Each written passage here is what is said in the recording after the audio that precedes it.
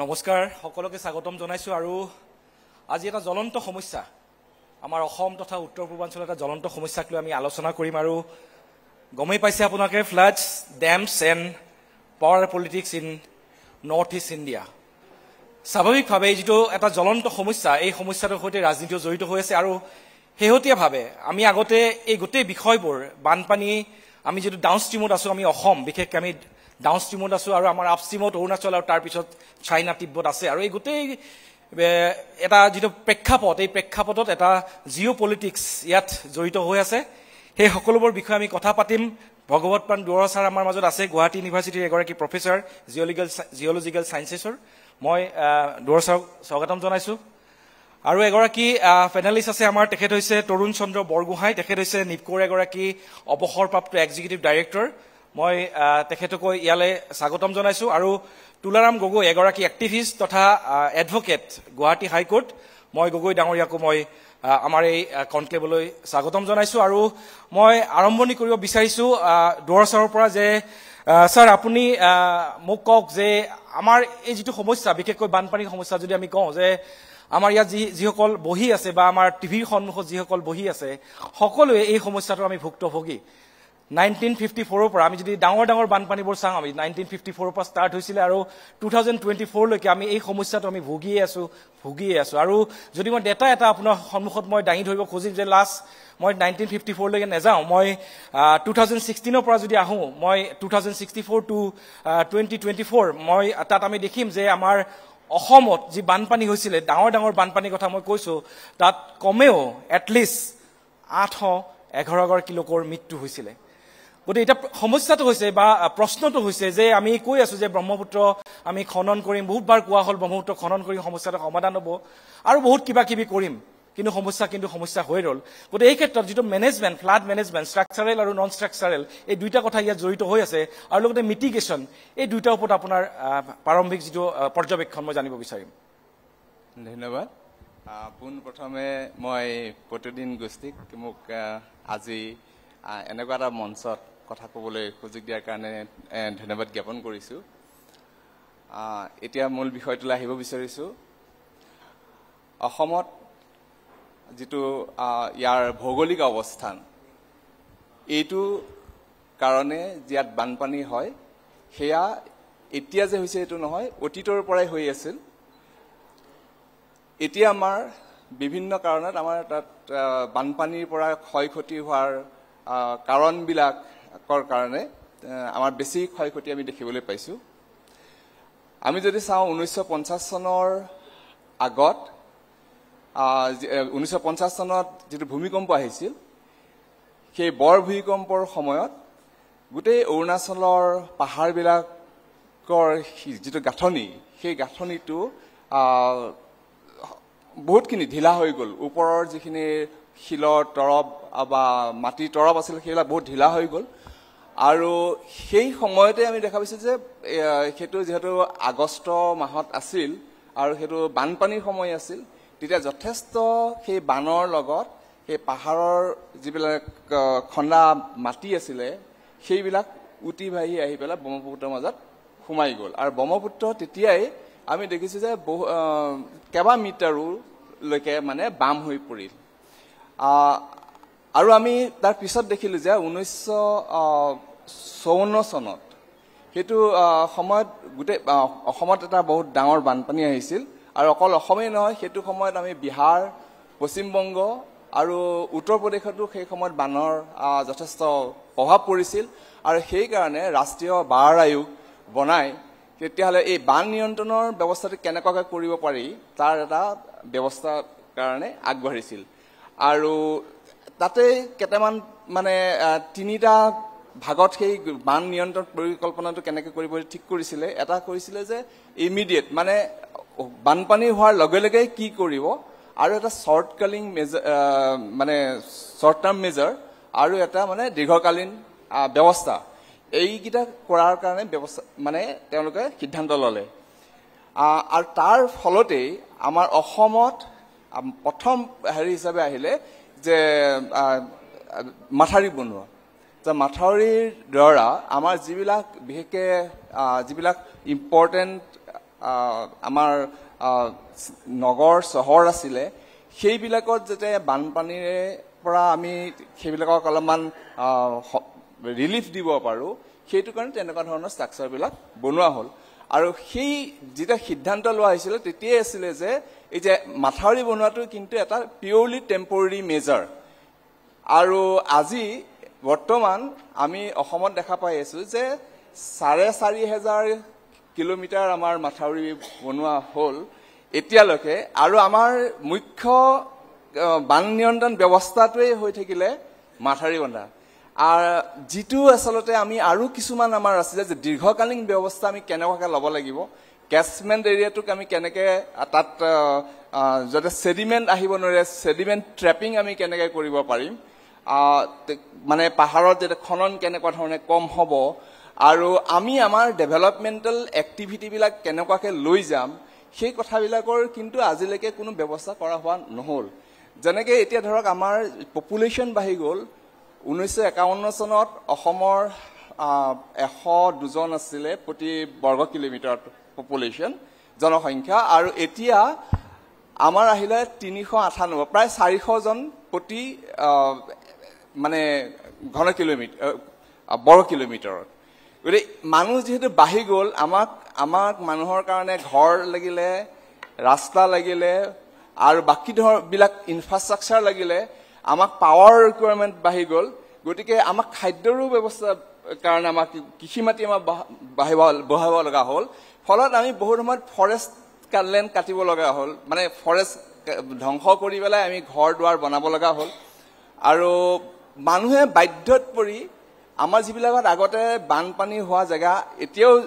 যেনেকৈ বানপানী হয় আগতেও তেনেকুৱা বানপানী হৈ আছিলে কিন্তু সেইটো সময়ত তাতে মানুহৰ বসতি নাছিলে কিন্তু এতিয়া মানুহৰ কোনো অল্টাৰনেটিভ উপায় নাই গতিকে সেই জেগাবিলাকতে গৈ পেলাই এতিয়া বসতি কৰিব ল'লে ফলত আমি এতিয়া বানপানীৰ সমস্যাটো আমি ভোগ কৰিব লগা হৈছে কিন্তু এই ক্ষেত্ৰত আমাৰ যিটো দীৰ্ঘকালীন ব্যৱস্থা এটা হ'ব লাগিছিলে সেইটো কাৰণে কিন্তু আজিলৈকে আমাৰ বিশেষ চিন্তা চৰ্চাৰে আগবাঢ়ি যোৱা নহ'ল আৰু সেইকাৰণে আমালৈ সমস্যাটো সমস্যাই হৈ ৰ'ল এতিয়ালৈকে মই বৰগোহাঁই ডাঙৰীয়া আপোনাৰ ওচৰলৈ আহিছোঁ যে দেখা গৈছে যে আপুনি দীৰ্ঘ সময় ধৰি মই যদি ভুল কৰা নাই তেতিয়াহ'লে উত্তৰ পূৰ্বাঞ্চলৰ যিকেইটা বান্ধ আছে বিগ ডেম বা অন্যান্য যিবোৰ বান্ধ আছে সেই গোটেইবোৰৰ সৈতে আপুনি এসময়ত যেতিয়া কৰ্মৰত হৈছিলে নিকট তেতিয়া আপুনি জড়িত হৈ আছিলে আৰু এই যিটো অভিজ্ঞতা আপোনাৰ এই অভিজ্ঞতাৰ পৰা মই এটা বিশেষ কথা মই আপোনাৰ পৰা জানিব বিচাৰিছোঁ যে ইতিমধ্যে দুৱাৰ ছাৰে কৈছে যে 1954ৰ পৰা যিবোৰ আমাৰ ছেডিমেণ্টেশ্যন যিবোৰ চিলটেশ্যন এটা বিগ ইছ্যুজ আৰু বিশেষকৈ ইৰোজন আৰু চিলটেশ্যন এই দুইটা এটা ডাঙৰ সমস্যা গতিকে আমি যেতিয়া বান্ধবোৰ ষ্ট্ৰাকচাৰেল বা নন ষ্ট্ৰাকচাৰেল কথা কৈছোঁ যে তাৰ ডিজাইনিঙৰ কথা আহিছে গতিকে এই সমস্যাটোত কেনেকৈ আমি সমাধান কেনেকৈ পাম কাৰণ বান্ধবোৰ বনাই গৈ থকা হৈছে কিন্তু সমস্যাবোৰ কিন্তু কমা নাই বাঢ়ি গৈ আছে বিশেষকৈ চিলটেশ্যনৰ ওপৰত আমাৰ কি এনে টেকনলজি আছে যাৰ ফলত আমি এই সমস্যাটোৰ পৰা আমি মুক্ত হৈ থাকিব পাৰিম আপোনাৰ পইণ্টটো দুইটা ডেম আৰু ফ্লাড একেলগে ক'ব লাগিব তেতিয়া এটা এনচাৰটো হ'ব একচুৱেলি আমাৰ প্ৰেজেণ্ট বাস্তৱিক ৰূপটো কি এইটো আগতে জানিব লাগিব আপুনি অকল এনালিচিছ কৰি বহুত ৰিচাৰ্চ কৰি থাকিলে আমাৰ প্ৰব্লেমবোৰ ছল্ভ নহয় চিম্পুল কথা আমাৰ অসমখন এখন চৰুৰ নিচিনা এটা জেগাত আছে আৰু হিমালয়ৰ পৰা সদায় ছেডিমেণ্ট আহিয়ে থাকিব আগতেও আহিছিলে এতিয়াও আহিছে আৰু এতিয়া এক্সপেডাইট কৰিছে যেনেকৈ এতিয়া 2400 কিলোমিটাৰ ট্ৰেন্স অৰুণাচল হাইৱে বনাই দিলে আজি 2008ৰ পৰা সেই চিলটো যে আহিব 10 বছৰ পিছত সেই কথাটো মই তেতিয়াই লিখিছিলোঁ আচ্ছা তাৰপিছতে হৈছে কি আপোনাৰ নদী বেডবিলাক শেষ কৰি দিছে ডেভেলপ কৰি আপোনাৰ এটা বল্ডাৰ নাইকিয়া কৰি দিছে হেৰি চ' এইবিলাক হৈছে প্লাছ আপোনাৰ নেচাৰেল এইবোৰতো আছেই ক্লাউড বাষ্টকে ধৰি লোৱাৰ হিলছবিলাকত নৰ্মেলি ক্লাউড বাষ্টটো আছে চ' এইবিলাক বহুত কাৰণত প্লাছ মানুহৰ ডেভেলপিং যিবোৰ কাম এইবিলাকেও এক্সপেডাইট কৰি আছে চ' এই গোটেই চিলবিলাক অসমত জমা হৈছে আৰু হৈ থাকিব আৰু এতিয়া নেশ্যনেল হাইৱে 15 যদি আপুনি চায় 3 পৰা 5 মিটাৰ এনেকুৱা ধৰণৰ জেগাই জেগা ওখ কৰি পেলাই আজিৰ পৰা 55, 50, 60 বছৰ আগতে বনাইছিলে এতিয়া সৰহভাগ ছেকশ্যনতে লোৱাৰ এৰিয়াবিলাকত জেনেৰেল গ্ৰাউণ্ড লেভেল ৰাস্তাতকৈ ওখ কিমান শিল্ড আহিছে এইবোৰ অনুমান কৰক ৰিভাৰ বেডটো ওপৰলৈ গুচি গৈছে নহয় ৰিভাৰ বেডটোতো আহিছে টাউনবিলাক লেভেলত আছে গাঁওবোৰ একে লেভেলত আছে কিন্তু ৰিভাৰ বেড আৰু হেৰি পথাৰবিলাক আপোনাৰ হাইৱেতকৈও ওখ হৈ গৈছে যিবোৰ হাইৱে এতিয়াও ৰুফ টপত আছে কিছুমান ঠাইত চ' আপুনি নেশ্যনেল হাইৱে গোটেই গ'লে অল এলং আপুনি দেখিব পাব চ' এই চিটুৱেশ্যনটো হৈ থাকিব আপুনি যিমানে ইয়াত এনালিচিছ নকৰক যিমানে ব্ৰেইন ৱাশ্বিং কৰি এগাল এগাল লেটাৰ লিখি থাকক ছেমিনাৰ কৰি থাকক কোনো লাভ নাই ইয়াৰ কাৰণে প্ৰগ্ৰেছিভ নতুন হেৰি টেকনিকটো ল'ব লাগিব আমি we have to live with time we have to allow চিল্ড্ৰেশ্যন যাতে আমি সমতাটো ৰাখিব পাৰোঁ এতিয়া আমি কি প্ৰব্লেম ক্ৰিয়েট কৰিছোঁ আপুনি চাওক এটা এক্সাম্পল দিছোঁ ডিব্ৰুগড়ৰ পৰা ডিব্ৰুগড়ত আপোনাৰ তাৰ পৰা একেবাৰে মাজুলীলৈকে দুইফালেদি 45 বান বনাই দিছে তাৰ ওপৰতে পকা ৰাস্তা বনাই দিছে কিন্তু বানপানী আহিলে কি কৰিব এই অকণমান 3 মিটাৰ 4 মিটাৰ এইবিলাক নহয় আজি দিহং বা লোহিত এইবিলাকৰ যদি ফ্লাডটো আহে তেতিয়াহ'লে আপোনাৰ এইবোৰ এক ঘণ্টাতে টপিং হৈ যাব সেইবিলাক ভাবি লাভ নাই আপুনি ফ্লাডটো আহিলে নদী দুই পাৰে যাতে ডিছপাৰ্চ হৈ যায় তেতিয়াহে মডাৰেট হৈ থাকিব আপুনি হিমালয়ৰ লগত কিমান কম্পিটিশ্যন কৰি থাকিব এইবিলাক হৈছে মানে অমূলক কিছুমান টকা পইচা আমি খৰচ কৰি আছোঁ প্লেনিঙত বহুত ডিফেক্ট চ' আমি এই বস্তুবোৰ চাব লাগিব ইন ৰিয়েলিষ্টিক ৱে চাব লাগিব আচ্ছা এতিয়া ডেমৰ কথা কৈছে ডেম এতিয়া আমাৰ ডিজাইন দেলহিৰ পৰা কিবা এটা ডিজাইন দিলে ইয়াত কিছুমান ৰুল কৰি দিলে তাত কিছুমান বস্তু আছে যিবোৰ আমাৰ ৰিজন স্পেচিফিক ইয়াত শ ডেম বনাইছে ইণ্ডিয়াত চবেই ভাল হৈছে আজি ভাক্ৰা ডেম ধুনীয়াকৈ আছে কাৰণ তাৰ এবাৰ্টমেণ্ট ৰকছ আৰ ভেৰি ষ্ট্ৰং আজি আমাৰ বৰাপানী ডেম আছে এবাৰ্টমেণ্টছ আৰ ষ্ট্ৰং কিন্তু অৰুণাচল হিলছ আপুনি জানে অৰুণাচল হিলছৰ অৱস্থা সেই কথাটো তেওঁলোকে ডিজাইন পেৰাডিগমত ইণ্ডিয়াৰ কোনো কিতাপতে এইবোৰ দেখা নাই মই এতিয়ালৈকে প্ৰজেক্ট ৰিপৰ্টবোৰতো নাই এভৰি ডাঙৰ ৰিভাৰৰ তলত এটা ফল্ট আছে যিটোহে ফল্ট আপোনাৰ বিহেভ কৰে চিছমিক হেৰি যেতিয়া ভূমিকম্প হয় কোনটোৱে কি বিহেভ কৰে সেই বস্তুটো আপুনি মই ক'ব নোৱাৰোঁ 2 নম্বৰ কথা হৈছে আপলিফ্ট ফেক্টৰ যিটো আপোনাৰ গণ্ডৱানাজন আছে আপুনি এতিয়া এই চিমেণ্ট ৰিভাৰৰ গোটেই আপাৰ কৰ্চত গোটেই গণ্ডৱানাজন is expose about 50 metre two 1 কিলোমিটাৰলৈকে wide এতিয়া এক্সপ'জ হৈ আছে আমি ৰঙানদী কৰি থাকোঁতে tunnel 650 metre inside 350 metre from লোৱাৰ হিল তাত আমি এনেকুৱা ফ্ৰেছ ফচিল পাইছোঁ গছৰ পাত মানে আজি যেন মানে এনে বোকাত পুতি থৈছে চ' হোৱাট ডাজ ইট ইণ্ডিকেট তাৰমানে আমি ইমানে ফ্ৰেগাইল হিমালয়ান ৰেঞ্জত আছিল 40 মিলিয়ন ইয়াৰ্ছ বুলি জিঅ'লজিষ্টে কৈছিলে এই ফচিলটো চ' এনেকুৱা এটা ফ্ৰেগাইল হেৰিত ইয়াত আপোনাৰ এই আৰাৱলী হিলছৰ আপোনাৰ এই ছাইডৰ ৰকৰ হিচাপত এটা প্লেন কৰি ডিজাইন কৰি যদি আমাৰ তাত কৰে this is going to be disaster for Assam নিশ্চয় মই এই বিষয়ে কথা পাতিম আমি ডিজাইনৰ ওপৰত আমি কিছু কথা পাতিম মই যিহেতু আপুনি টেকনিকেল এজন পাৰ্চন মই কথা পাতিম মই গগৈ ডাঙৰীয়া আপোনাৰ ওচৰলৈ আহিছোঁ কাৰণ দেখা গৈছে যে দুয়োগৰাকী পেনেলিষ্টে ক'লে যে আমি সমস্যাটোৰ সৈতে যুঁজি আছোঁ আৰু আপুনি এখন নতুন যুঁজ চলাই আছে আইনী যুঁজ চলাই আছে আৰু দেখা গৈছে যে মই ইতিমধ্যে কৈছোঁ যে 2016 চনৰ পৰা 2024 আমাৰ 811গৰাকী লোকৰ আমাৰ মৃত্যু হৈছে বানপানীত আমাৰ অসমত কেৱল আৰু এই সময়ছোৱাত যদি আমি একেখিনি সময় যদি ডেটা মই আপোনাৰ সন্মুখত তুলি ধৰোঁ তাত দেখিম যে 2016 চনৰ পৰা আমাৰ যিটো ক্ৰপ এফেক্ট হৈছে ক্ৰপ এৰিয়া এফেক্টেড বুলি যাক কোৱা হয় তাত দেখা গৈছিলে যে 2016ত 2,35,310 হেক্টৰ 2016 আৰু যদি শেষলৈ আমি আহোঁ লাষ্ট ইয়াৰ 2024 তাত আমি পাইছোঁ যে 49,580 হেক্টৰ্ছ আমাৰ কৃষিভূমি আমাৰ নষ্ট হৈ গৈছে আৰু মাজত বহুত হাজাৰ বিঘা কৃষিভূমি এদৰে নষ্ট হৈ গৈ আছে এতিয়া কথাটো হ'ল কি ৰাজনৈতিক দলবোৰে আমাক প্ৰতি বছৰে আমাক প্ৰতিশ্ৰুতি দি আহিছে যে সমস্যা সমাধান কৰিম অমুক কৰিম তামুক কৰিম কিন্তু এইবোৰ হৈ উঠা নাই গতিকে এতিয়া সাধাৰণ মানুহ হিচাপে যিহেতু সাধাৰণ মানুহখিনি ইয়াৰ পৰা ভুক্তভোগী গতিকে তেওঁলোকৰ হাতত উপায় কি কিবা আইনী কিবা ব্যৱস্থা আছে নেকি যে আমি এই ব্যৱস্থাটোক যাতে আমি যিসকল বিউৰক্ৰেটছ আছে যিসকল পলিচি মেকাৰ্ছ আছে যিসকল ৰাজনীতিক আছে তেওঁলোকে যিবোৰ প্ৰতিশ্ৰুতি দিয়ে সেইবোৰ পালন নকৰে তাৰ বিৰুদ্ধে কিবা এটা জাগৰণ আমি আনিব পাৰোঁ নেকি ধন্যবাদ ডাঙৰীয়া মই I am here in Delhi দুটামান কথা অলপ স্পষ্টকৈ কৈ যাব বিচাৰিছোঁ যদিও মই এটা ৰাজনৈতিক দলৰ এজন সাধাৰণ সদস্য তাৰ আগতে এটা কথা ক'ব বিচাৰিছোঁ প্ৰতিদিন গোষ্ঠীক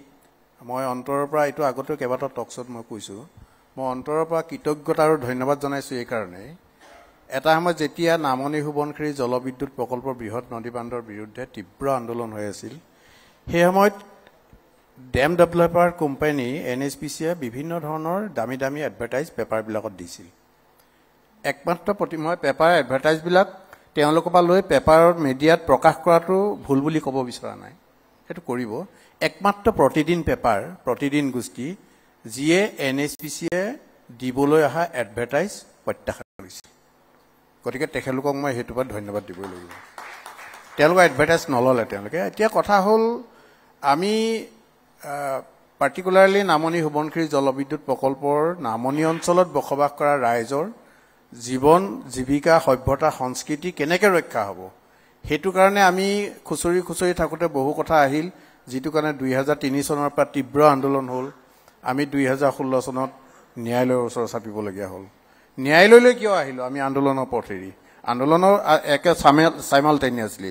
আন্দোলনো চলি আছিল, আমি ন্যায়ালয় যুদ্ধও চলাইছোঁ। ন্যায়ালয় যুদ্ধ এতিয়াও অব্যাহত আছে। মাননীয় প্ৰধানমন্ত্ৰী ডাঙৰীয়াই 2014 চনত গৈ পাছিঘাটত কৈ আহিছিল বৃহৎ নদীবান্ধৰ বিৰুদ্ধে, আমি খুব ভাল পাইছিলোঁ। তাৰ আগতে বৰ্তমানৰ ডিফেন্স মিনিষ্টাৰ, সেই সময়ত কেন্দ্ৰীয় BJP দলৰ সভাপতি আছিল, তেখেতে 2009 চনত গৈ গেৰুকামুখত আন্দোলন কৰিছিল। আমিও আন্দোলনত আছিলোঁ পিছৰ ফাললৈ, বহুত মানুহ হৈছিল। আৰু তেওঁ কৈছিল এনেকুৱা ধৰণৰ নদীবান্ধটো ইমান কোনো ধৰণৰ ষ্টাডি নোহোৱাকৈ ইমান ডাঙৰ নদীবান্ধ এনেকুৱা ভূকম্পন এলেকাত হোৱাটো আমি নিবিচাৰোঁ। অসম ৰাজ্যিক BJPয়ে সেই সময়ত ডাঙৰ ডাঙৰ প্ৰেছ মিট পেপাৰ বিবৃতি দিছিল সোৱণশিৰি জলবিদ্যুৎ প্ৰকল্পৰ বিৰুদ্ধে। আৰু সমগ্ৰ অসমত নামনি সোৱণশিৰি জলবিদ্যুৎ প্ৰকল্পৰ বিৰুদ্ধে আন্দোলন হৈছিল। কি হ'ল, এক্সপাৰ্ট কমিটি হ'ল। এইটোৱে এটা আমি আমাৰ ক্ষুদ্ৰ জ্ঞানেৰে জনামতে পৃথিৱীত এটাই ডেম আছে নামনি সোৱণশিৰি জলবিদ্যুৎ হাইড্ৰ ইলেক্ট্ৰিক প্ৰজেক্ট, য'ত 17খন এক্সপাৰ্ট কমিটি হৈছে। 17খন এক্সপাৰ্ট কমিটি হোৱাৰ পিছতো ইয়াৰ গোটেইবিলাক চাম আপ কৰিব পৰা নাই সমস্যাবিলাক। এতিয়া ৰিচেণ্ট এইবাৰ পাৰ্লিয়ামেণ্টত কুৱেশ্যন উত্থাপন কৰিছে কোনোবা এজন সাংসদে, ভানেৰেবল কোনবিলাক ডেম, তাৰ ভিতৰত এইটো মানে বিপদজনক অৱস্থাত থকা বুলিয়ে কয় তেওঁলোকে। ইয়াৰ আগত 2023 চনত ৱাইল্ড লাইফ ইনষ্টিটিউট অফ ইণ্ডিয়াই তেওঁলোকে তাতে গৈ ষ্টাডি কৰিলে 3 মাহমান, হাবি জংঘল ষ্টাডি কৰি মেলি তেওঁলোকে ৰিপৰ্ট দিলে যে নামনি সোৱণশিৰি জলবিদ্যুৎ প্ৰকল্প এইটো গতিত যদি কমিশ্যন কৰিবলগীয়া হয়, এতিয়া যিটো ডিজাইনত পানী এৰি দিম বুলি ভাবিছে, সেইটো ডিজাইনত পানী এৰি দিলে দুলুং আৰু সোৱণশিৰি বনাঞ্চলত থকা বনৰীয়া হাতীবিলাক উটি গুচি যাব, পানী উটুৱাই লৈ যাব। এইটো ৰিপৰ্টত আছে, মোৰ লগত ৰিপৰ্টটো আছে, কাৰোবাক লাগিলে দিব পাৰিম। সেইটো আমি কোৱা কথা নহয় দেই, ৱাইল্ড লাইফ ইনষ্টিটিউট অফ ইণ্ডিয়াই কোৱা কথা। আমিতো একদম নগণ্য মানুহ। গতিকে এটা কনষ্টিটিউৱেণ্ট অৰ্গেনাইজেশ্যনে কৈছে। তাৰপিছত চেণ্ট্ৰেল ইলেক্ট্ৰিচিটি অথৰিটি, আমি কৰা কেছৰ ওপৰত ন্যায়ালয় গ্ৰীণ ট্ৰিবিউনেলৰ নিৰ্দেশত চেণ্ট্ৰেল ইলেক্ট্ৰিচিটি অথৰিটিয়ে গৈ তাত অধ্যয়ন কৰিলে। চেণ্ট্ৰেল ইলেক্ট্ৰিচিটি অথৰিটিয়ে ক'লে ইয়াত বহুত ফল্ট আছে, বহুত লেকুনা আছে, আপোনালোকে এইখিনি কাম কৰি লওক বুলি কি ষ্টাডি কৰিব লাগিব, কি কৰিব লাগিব দি দিছে। এইখিনি আগতে কৰি লওক before commissioning of dam. Wildlife Institute of ইণ্ডিয়াই কৈছে বিফৰ কমিশ্যনিং অফ ডেম তোমালোকে পানীৰ যিটো মানে এৰিবা ডেম কমিশ্যনৰ সময়ত, কাৰণ 5 ঘণ্টা মানুহে পানী এৰিব, বাকীখিনি বন্ধ কৰি ৰাখিব ইমান ডাঙৰ নদী এখনৰ। গতিকে হাতীবিলাক যাতে উঠি নাযায়, তোমালোকে এইখিনি ষ্টাডি কৰা, যিবিলাক এতিয়ালৈকে নহ'ল। মহামান্য গ্ৰীণ ট্ৰিবিউনেলে আদালতে ইনক্লুডিং সুপ্ৰিম কোৰ্টৰ এটা জাজমেণ্টটো দোহাই দি গভৰ্ণমেণ্ট অফ ইণ্ডিয়াক এটা নিৰ্দেশ দিলে যে ইয়াত ইমান এক্সপাৰ্ট কমিটি হ'ল, এতিয়া লাষ্ট এখন এক্সপাৰ্ট কমিটি বনাব লাগে, যিখন এক্সপাৰ্ট কমিটিয়ে সকলোবিলাক চাম আপ কৰিব পাৰিব। 3 member expert committee, Prabhas Pandey, PM Scott, ID Gupta, এই 3জন আছিল। তেওঁলোক দেশৰ একদম বিদ্যান, তেওঁলোক হাইড্ৰলজিষ্ট, নদীবান্ধৰ সম্পৰ্কে তেওঁলোকে দেশৰ এজন আগশাৰী তেওঁলোকৰ বিশেষজ্ঞ। তেওঁলোকে গৈ ষ্টাডি কৰিলে, তেওঁলোকে ক'লে, ষ্টাডি শেষত ক'লে এখন independent dam reservoir management committee বনাবলৈ দিলে বিফৰ কমিশ্যনিং অফ ডেম। তেওঁলোকে নকৰিলে। এতিয়ালৈকে তেওঁ কাইলৈ পৰহিলে এই কমিশ্যন হওঁ যদিও কমিশ্যন কৰা তেওঁলোকৰ লোকসভাত কিছুদিন আগত কোৱা হৈছিলে যে এই বছৰৰ আমাৰ ইতিমধ্যে পাৰ হৈ গ'ল মে' মাহত প্ৰথম যি আছিলে 750 মেগাৱাটছ তেওঁলোকে কৰিব 3টা ইউনিট তাৰপিছত পৰৱৰ্তী পৰ্যায়ত আৰু যেতিয়া 5টা ইউনিট টোটেল 8টা ইউনিট বুলি কৈছে 1250 মেগাৱাটছ টোটেল 2000 মেগাৱাটছ তেওঁলোকে কৰিম বুলি কৈছিলে কিন্তু তাৰ পৰা এতিয়ালৈকে কিন্তু ভাল খবৰ আহি থকা নাই কিন্তু সদায় কিবা নহয় কিবা দুৰ্ঘটনা এতিয়ালৈকে 15 টাইমছ তেওঁলোকৰ কমিশ্যনিঙৰ ডেট পিছুৱাবলগীয়া আছে 15 বাৰ মোৰ ডেটবিলাক আছে মই কৈ নাযাওঁ 15 বাৰ কমিশ্যনিঙৰ ডেট পিছুৱাইছে আমাৰ কাৰণে নহয় ৰাইজৰ কাৰণে নহয় প্ৰকৃতিৰ কাৰণে অৰ্থাৎ দেয়াৰ ইজ লেকুনা ক'ৰবাত গণ্ডগোল আছে তেওঁলোকে যিটো কাৰণে পৰা নাই কমিশ্যন কৰিব মই নাজানো ভগৱানে জানিব পাৰে নে নোৱাৰে এতিয়া এইটো এটা নামদি সমনখী জলবিদ্যুৎ প্ৰকল্প এতিয়া এইটো 2000 মেগাৱাট এতিয়া দিবাঙত 3000 মেগাৱাট চিয়াঙত 1700 মেগাৱাট লোহিত নদী পৰশুৰাম কুণ্ড 1 কিলোমিটাৰ ওপৰত 1700 মেগাৱাট চিয়াঙতো 2700 গতিকে তাৰ উপৰি আকৌ ভূটানৰ গাল আছেই নহয় কৰিছোন নদীয়ে কি কৰে কি নকৰে দেখিছে গতিকে যিটো সময়ত হবকৈ অসমৰ ৰাইজে কোনোবা এটা ইস্যুত সাংঘাতিক ধৰণৰ লাগি থাকিব সেই ইস্যুটোত পলিটিকেল পাৱাৰ যিবিলাক পলিটিকেল পাৰ্টিয়ে পাৱাৰ নাথাকে সেই ইস্যুটো হয় মাতে তাৰমানে পাৱাৰ পলিটিক্সৰ কথা পাতিব লাগিব গতিকে এইটো খুব আনফৰ্চুনেট গতিকে বৰ দুৰ্ভাগ্যজনক কথা গতিকে আৰু মই আৰু এটা দুৰ্ভাগ্যজনক কথা মই এইখিনিতে শ্বেয়াৰ কৰিব বিচাৰিছো যে আমাৰেই দুৰ্ভাগ্য বুলি ক'ব লাগিব যে এই যিটো সোৱণশিৰি নামনি সোৱণশিৰি জলবিদ্যুৎ প্ৰকল্প আছে এই প্ৰকল্পটো যেতিয়া 2004ত যেতিয়া গ্ৰীণ ছিগনেল দিয়া হৈছিলে তেতিয়া তাৰ বাজেট আছিলে 2600 আমাৰ যিটো 285 crores 6285 আৰু এতিয়া প্ৰাইচটো এস্কেলেশ্যন হৈছে এস্কেলেশ্যন হৈ পেলাই মই যিটো ৰিচেণ্ট ডেটা মই দিব খুজিছো এইটো হৈছে 26075 crores হয় য'ত আছিলে আপোনাৰ 6000 হয় 285 আৰু এতিয়া হ'লগে 26075 crores কিমান দুৰ্ভাগ্য মই আপোনাক জনাবলৈ পাই সুখী হ'ম কথা এটা দুৱৰাচাই খুব ভালকে জানে সোৱণশিৰি নদীবান্ধ নামদি সোৱণশিৰি নদীবান্ধটোৰ ভূগৰ্ভত গভীৰতা আছিল 17 মিটাৰ ফাউণ্ডেশ্যন বুলি যিটো কওঁ তেওঁলোকে কোনো গম নোপোৱাকে কোনো ধৰণৰ এক্সপাৰ্টাইজ নোহোৱাকে কোনো টেকনিকেল এপ্ৰুভেল নোলোৱাকে 8 মিটাৰ কমাই দি 9 মিটাৰ এক্সিকিউট কৰিলে মই দুৱৰাচাৰ ওচৰত আহিছো যে আমি ইমান দিনে অতদিনে আমি কেৱল নামনি সোৱণশিৰি বান্ধৰ কথা কৈ আছো আমাৰ শংকা আছে কাৰণ আমি ডাউন ষ্ট্ৰীমত আছো আপ ষ্ট্ৰীমত অৰুণাচল আছে তাৰ ওপৰত আকৌ চাইনা তিব্বেত আছে শেহতীয়াভাৱে এটা জিঅ' পলিটিক্সৰ যিটো ট্ৰেন্স বাউণ্ডাৰী জিঅ' পলিটিক্স আৰম্ভ হৈছে কাৰণ দেখা গৈছে যে প্ৰধানমন্ত্ৰী নৰেন্দ্ৰ মোদী গৈছিলে চীনলৈ শেহতীয়াভাৱে সুদীৰ্ঘ 7 বছৰৰ পিছত এটা নতুন বৰফ এটা গলিছে বুলি ক'ব লাগিব কাৰণ গালৱান যিটো ক্লেছ হৈছিলে তাৰ পিছত ইণ্ডিয়া চাইনাৰ মাজত এটা ক্লেছ হৈছিলে সংঘাত হৈছিলে তাৰ পিছত দুইখন দেশৰ মাজত দ্বিপাক্ষিক সম্বন্ধ বেয়া হৈছিলে কিন্তু শেহতীয়াভাৱে অৰুণাচলৰ পৰা কিছু দূৰ আঁতৰত ৱৰ্ল্ড লাৰ্জেষ্ট ডেম নিৰ্মাণ কাৰ্য আৰম্ভ কৰিছে চীনে সোৱণশিৰিটো এতিয়া বহুত সৰু কথা এইটো হৈছে আকৌ আপষ্ট্ৰীমত আছে ৱৰ্ল্ড লাৰ্জেষ্ট ডেম বনাব চাইনাই তিব্বেতত ব্ৰহ্মপুত্ৰ শুকাই যাব নেকি এই ধৰণৰ শংকা আকাংক্ষা দুৰাকাংক্ষা বহুত কিবা কিবি আমাৰ মাজত হৈছে তাৰ মাজত আকৌ প্ৰপগেণ্ডা কৰা হৈছে যে চিয়াং আৰু ডিমাঙৰ যিটো বান এইটো প্ৰয়োজন এই কাৰণে যে আপষ্ট্ৰীমত চাইনা যিটো এক্টিভিটিজ কৰিছে আমাৰ যিটো গ্ৰেট বেন আছে আমাৰ ব্ৰহ্মপুত্ৰত এয়াৰলুম চাংপত এইটোক বাধা দিবৰ বাবে আমাক দিবাং বা চিয়াঙৰ দৰে ব্ৰাণ্ডৰ প্ৰয়োজন আছে এই গোটেই কথাবোৰ এটা জিঅ' পলিটিক্সত এটা কেনেকুৱা প্ৰভাৱ পৰিব আপুনি অকমান বুজাই ক'ব এইটো যদি আমি চাওঁ চাইনা ইণ্ডিয়াৰ ৰিলেশ্যনশ্বিপটো যে আমাৰ মাজত তেনেকুৱা ধৰণৰ কোনো ট্ৰিটি নাই আজিলৈকে যে চাইনাত যদি নদীত কিবা কৰে যে আমাৰ ইণ্ডিয়াৰ পৰা কিবা এটা অনুমতি ল'ব লাগিব তেনেকুৱা ধৰণৰ আমাৰ নাই আমাৰ এতিয়া বাংলাদেশৰ লগত ইণ্ডিয়াৰ আছে কিন্তু চাইনাৰ লগত আমাৰ একো নাই তেনেকুৱা ধৰণৰ গতিকে চাইনাই যিখিনি তেওঁলোকৰ মতে কৰে তেওঁলোকে কৰি যাবলৈ আমাৰ ফালৰ পৰা আমি কোনো আপত্তি হয়তো দেখাব পাৰোঁ তেওঁলোকে একচেপ্ট কৰিব নকৰিব সেইটো সম্পূৰ্ণ তেওঁলোকৰ লগতে মানে এইটো সিদ্ধান্তটো তেওঁলোকে ল'ব পৰা হৈ আছে গতিকে এই ক্ষেত্ৰত আচলতে আমাৰ ভাৰত চৰকাৰৰ পৰা তেওঁলোকৰ লগত আলোচনা কৰাটো এটা দৰকাৰ আছে এইকাৰণে দৰকাৰ আছে যে ডেম বিলাক একেখন নদী যেটা ডেম বহুত হ'ব চিয়াঙৰ আপাৰ পৰ্টটোত চীনে বান্ধ বান্ধিব আৰু তলত আমাৰ ডেম আছে তেওঁলোকে যদি ডেমৰ পানী যদি বেছি এৰি দিয়ে তেতিয়াহ'লে আমি যি হাইড্ৰলজি ডেটা লৈ পেলাই আমি আমাৰ ডেমটো আমি নিৰ্মাণ কৰিছো